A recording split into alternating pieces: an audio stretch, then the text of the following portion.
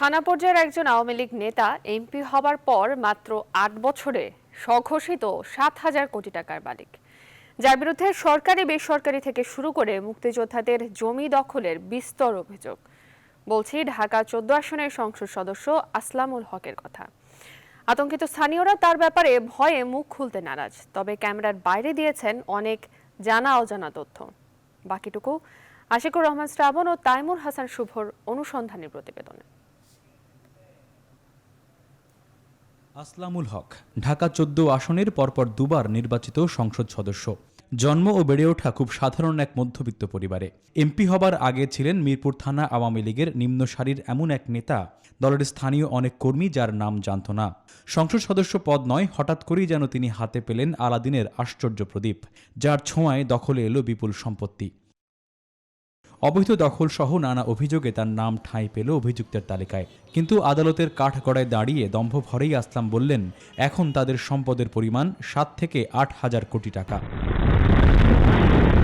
এই অস্বাভাবিক বৃত্তের পেছনে বেআইনি কাজের ভুরি ভুরি অভিযোগ। অন্যান্য অভিযোগকে এক পাশে রেখে এখন তার প্রত্যক্ষ কিংবা পরোক্ষ মদদে কিভাবে দখল বাণিজ্যের পালে হাওয়া লেগেছে তার প্রমাণ। ক্যামেরার চোখে যে জায়গাটি দেখছেন, এটি মিরপুর শাহ আলী মাজারের পাশের এলাকা। এলাকাবাসী বলছেন মাত্র ৩ বছর আগে এখানে বিশাল জলাধার ছিল, কিন্তু এখন সেটি ভরাট করা বালুর মাঠ। অভিযোগ উঠেছে মাজার কমিটির সভাপতি হয়ে আত্মসাতের উদ্দেশ্যে এই জলাশয় ভরাট করেছেন আসলামুল হক। অভিযোগ প্রমাণে এই বালুর মাঠে তার পোস্টার সম্বলিত একটি আড়তে ঢুকে পড়া। দেখা যায় ভেতরেও তার আরও কটি পোস্টার। এরপর দোকান মালিকের সাথে আলাপে জানা যায় এমপি সাহেবের আশীর্বাদেই তারা এখানে বিনা ভাড়ায় ব্যবসা করছেন। মাজারের জায়গা জলাশয় ছিল এবং ভরাট করে এখানে আমরা যারা ব্যবসা করি আমাদের কাছ থেকে কোনো কিছু এখনো নেয় নাই, কারণ এরা এখনো আমাদেরকে দেয় নাই। এই পাশটায় আমরা যে ব্যবসা করি এখান থেকে, এটা এমপি সাহেব এই মাজারের সভাপতি, এমপি সাহেব আমাদের কাছ থেকে ১ টাকাও নেয় নাই। এবার গ্রাফিক্সবন্দি তথ্যগুলোতে চোখ রাখুন, তাহলে এমপি সাহেবের জমি প্রীতি সম্পর্কে ধারণা পরিষ্কার হবে। অনুসন্ধানী তথ্য বলছে ক্ষমতায় আসার পরপরই স্থানীয় বসুপাড়ায় এক বৃদ্ধার প্লট দখল করে আলোচনায় আসেন এমপি আসলাম।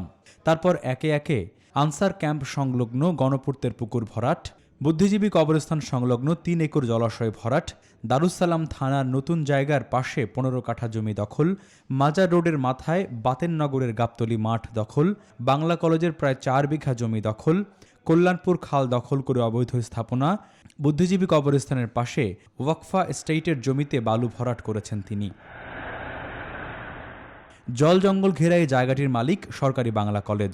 আদালতে বিচারাধীন রিট মামলায় এই দাবি করা হয়েছে, অথচ সেখানে ঝুলছে এমপি আসলামের প্রতিষ্ঠানের সাইনবোর্ড। আর এই জায়গাটি যেখানে মিরপুর জোনের এসির কার্যালয়, সাথে প্রস্তাবিত নতুন থানার সাইনবোর্ড, সেটিও দখলের অভিযোগ আছে এমপি আসলামের বিরুদ্ধে।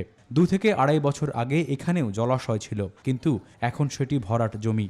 শুধু তাই নয়, এই সম্পত্তির মালিক ওয়াকফা এস্টেট, সেটা নিয়েও মামলা চলছে, কিন্তু সেখানেও স্থায়ী সরকারি স্থাপনা তৈরি হয়েছে।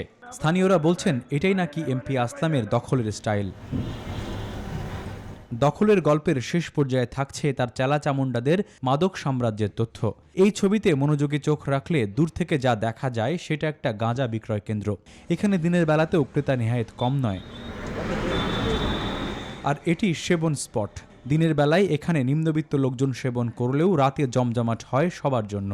এখানে শুধু গাঁজাই নয়, ইয়াবা ও ফেন্সিডিলের রমরমা ব্যবসা চলে। ছবি না দেখানোর শর্তে একজন জানান, এরকম আরও বেশ কয়েকটি স্পট নিয়ন্ত্রণ করে কাঙ্গালি ফারুক ও তানসেন, যারা দুজনই এমপি আসলামের খুব বিশ্বস্ত নিজের লোক। আশিকুর রহমান শ্রাবণ, নিউজ 24, ঢাকা।